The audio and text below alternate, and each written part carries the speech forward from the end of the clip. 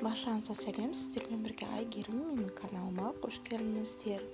Бүгін біз гуляш дайындайтын боламыз. Еттен жасалатын тағам. Видеоны соңына дейін қараңыздар. Алдымен еттің жұмсақ жерін алып аламыз.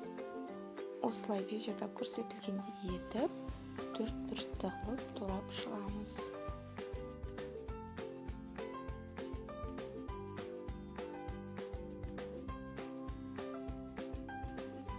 Қазанымызды қыздырып, бұған сұйық май құямыз.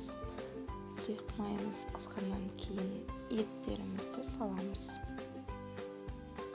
Бетін жауып қоямыз. Бетіне көпіршігі пайда болғанша, сонан соң етімізді тұз саламыз, дәмдеуіштер саламыз.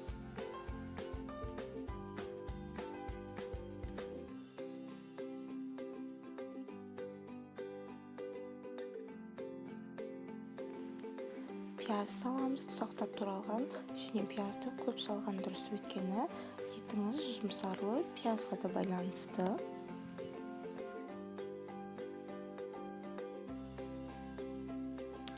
10-15 минутқа бұқтырып қоямыз, сонан соң су құямыз.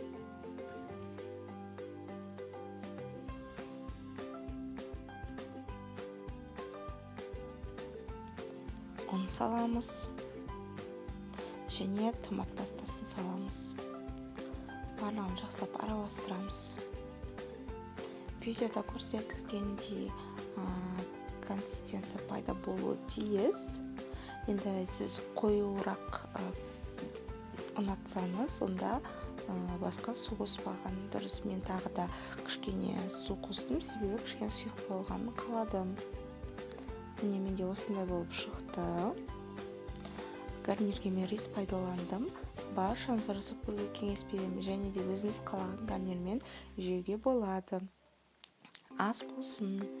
Видеома лайк басып, менің каналыма тіркелуді ұмытпаңыз.